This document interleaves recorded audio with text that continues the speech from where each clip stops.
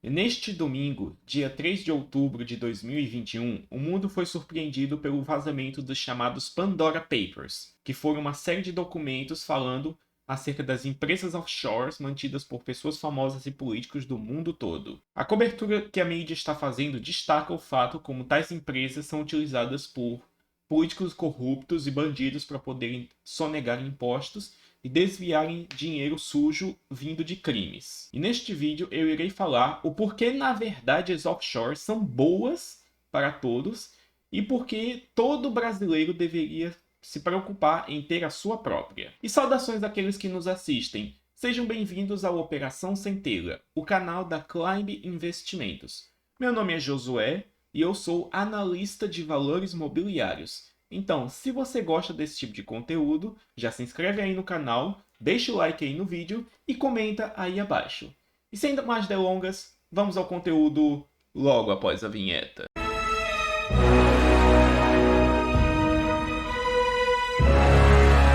O que é uma empresa offshore? O nome offshore significa fora da costa. E por causa disso, qualquer empresa que você tenha fora do seu país de residência pode ser considerada uma empresa offshore. No entanto, tais tipos de estruturas jurídicas são utilizadas principalmente para três finalidades principais. São elas: planejamento tributário, planejamento sucessório e blindagem patrimonial. E é sobre esses três usos que eu irei explicar aí. As empresas offshore, elas são efetivas pois elas se baseiam em dois princípios jurídico-contábeis diferentes. O primeiro é o chamado princípio da identidade. Em contabilidade, nós falamos que uma empresa é sua própria entidade jurídica dotada de própria personalidade e que não se confunde com os sócios que a administram. Ou seja, pessoa física é uma coisa, pessoa jurídica é outra totalmente separada. E o segundo princípio é o chamado princípio da territorialidade, também conhecido como o princípio de Westfália. E esse princípio fala que as leis de um governo só são válidas dentro do território deste. E quando se trata de um outro governo, ele não tem nenhuma obrigação em seguir e aplicar as leis feitas por outro Estado. Isso é uma consequência também da soberania dos Estados nacionais que temos hoje em dia. Quando se combina esses dois princípios, tem-se o seguinte: quando uma pessoa abre uma empresa fora da jurisdição onde ele mora, esta empresa está dissociada das leis do seu país e, por causa disso, não é obrigada a seguir elas. E isso abre uma porta muito importante, que é a capacidade de escolher as leis que irão regir a sua vida. Muito normalmente isso é feito em relação a regras tributárias. Notadamente, o dinheiro que a minha empresa está ganhando é dela e não meu. E já que eu não estou ganhando dinheiro, eu sendo um dono de offshore, não posso ser tributado em cima do dinheiro dela. Isso tudo acaba sendo muito benéfico, porque se nós investidores escolhemos um país que tem uma legislação convidativa, com baixa taxação, baixa regulamentação e baixos requisitos de compliance com normas e legislações, nós podemos criar uma empresa numa jurisdição como essa, pegar o dinheiro, aplicar nessa empresa e utilizar ela para fazer investimentos em bolsas de valores, em criptomoedas e em outras coisas. E esta empresa irá responder somente às leis do país onde ela está sediada. Esse é o princípio do planejamento tributário, que é um dos motivos principais para se ter uma empresa offshore. E dessa forma, quando esse tipo de planejamento começou a ser praticado ao redor do mundo, ele deu origem a um tipo de mercado muito especial, que é o chamado mercado de leis. O que acontece é que países são essencialmente empresas que monopolizam alguns tipos de produtos. Eles podem ser emissões de passaportes, defesas de fronteiras e, no caso aqui que está sendo abordado, o mercado de elaboração de leis. Porque já que os países eles não deixam outras empresas dentro de seus territórios produzirem leis e constituições, a única alternativa que resta para poder fazer um planejamento tributário mais eficiente é utilizar a lei dos outros países. E dessa forma, quando se tem empresários e investidores espalhados pelo mundo com a capacidade de se utilizar das leis de qualquer país, dá-se origem ao mercado onde países competem entre si para criar a legislação que seja mais adequada ao público consumidor disso. Só que o que acontece? Como o planejamento tributário é uma das principais facetas da utilização dessas empresas, tem-se que elas costumam ser criadas em países com legislação tributária bastante convidativa. E esses são os países que são formalmente conhecidos como países de tributação favorecida ou regimes fiscais privilegiados, conforme definidos pela Receita Federal na sua Instrução Normativa número 1037. Mas comumente, tais locais são conhecidos como paraísos fiscais. E esse nome é tanto popular quanto pejorativo, porque esses países são rapidamente associados a bandidos e corruptos que querem esconder os frutos de seus roubos, ou então pessoas que querem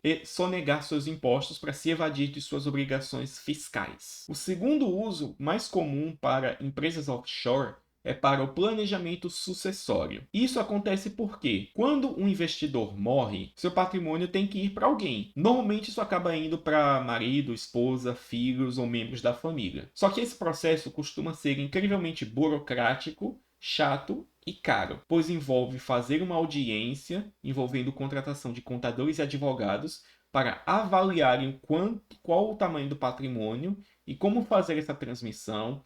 Envolve fazer um inventário e, a depender do caso, às vezes os herdeiros brigam entre si, tentando tomar para si uma parte maior do patrimônio sendo deixado, e todo tipo de confusão, gente. Briga de herdeiro é uma das maiores tretas que podem acontecer. E todo esse processo, além de ser incrivelmente burocrático, também pode ser muito caro. E dessa forma, os herdeiros que estão herdando esse patrimônio, muitas vezes, eles enfrentam uma tremenda dor de cabeça. E uma das formas de resolver isso é pegando todo o patrimônio de alguém que ainda em vida constitui uma empresa para ser uma administradora de bens. E aí ele pega o seu patrimônio, coloca dentro dessa empresa e depois coloca seus herdeiros como sendo sócios dessa empresa. Dessa forma, quando a pessoa vier a falecer, os seus herdeiros já estarão dentro da empresa e poderão simplesmente tomar o controle dessas. Só que o que acontece? Isso funciona porque legalmente o dono daqueles bens é a empresa. E uma empresa não morre. Logo, os sócios estarão apenas tomando controle de bens que já são da empresa. Então isso elimina muito da burocracia e ainda elimina vários dos impostos. Alguns deles são, por exemplo, aqui no Brasil, o ITCMD, que varia entre 2% a 8% do patrimônio, ou no caso estadunidense, o famigerado State Tax, que para investidores estrangeiros que têm patrimônio lá, tem uma faixa de isenção que começa em $60 mil, e a partir disso, o que passar desse valor será tributado em alíquotas que variam de 18% a 40%. E aqui, novamente, empresas offshore entram como uma forma de facilitação e de eluição fiscal. E é importante citar isso, é eluição fiscal e não sonegação, pois pessoas que utilizam-se dessas empresas para não pagar impostos ou para facilitar a vida dos seus herdeiros estão apenas se utilizando da legislação a seu favor. Eles não estão quebrando ela, eles não estão sonegando e eles não estão sendo criminosos. E por fim, um terceiro uso, e esse é um dos mais polêmicos, trata da famosa blindagem patrimonial. Conforme eu expliquei anteriormente, uma empresa offshore ela se torna dona de bens. E dessa forma, se o dono dessa empresa for arcar com algum processo, ele irá arcar com o seu patrimônio pessoal, não com o de sua empresa, pois ela é uma personalidade jurídica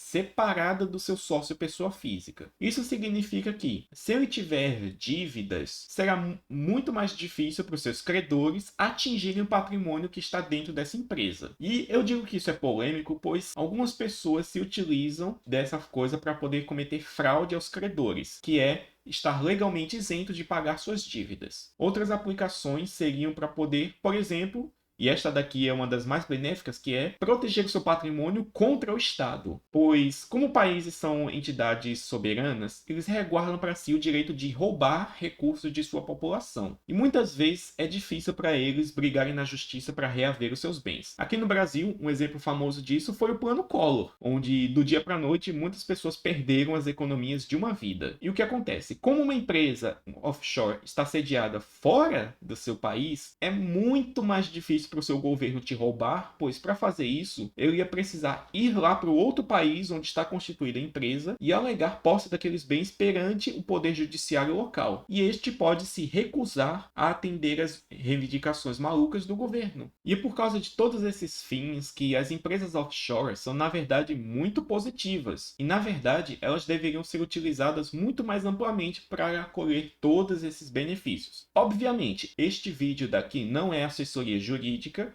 eu não sou advogado. Eu sou apenas um analista de valores mobiliários que está aqui trazendo esse conteúdo em caráter educacional. Mas e você que está aí me assistindo pode pensar, será que vale a pena eu criar uma empresa offshore? A partir de quanto será que vale? É muito caro? E eu vou logo avisando que não é de graça. Os custos envolvidos para isso, eles variam muito de acordo com o país e com o tipo de estrutura que você vai montar, mas eu colocaria um custo mínimo de uns $1.000 por ano. Logo, eu chutaria que a partir de um patrimônio de $100.000 que você consegue rapidamente mudar de país, vale a pena criar esse tipo de empresa. Mas esse é assunto para um outro vídeo. Toda essa questão aqui de offshores e planejamento tributário está muito em voga na mídia por causa da questão do Paulo Guedes e do Roberto Campos Neto, que foram revelados que possuíam esses tipos de empresas. E esta aqui é meu ponto de crítica, porque o Paulo Guedes tem sido um veemente defensor de tributação de dividendos e de uma maior taxação sobre rendas. E nesse ponto que eu preciso revelar uma certa hipocrisia da parte dele, para dizer o mínimo, pois ele está aqui defendendo impostos maiores no Brasil,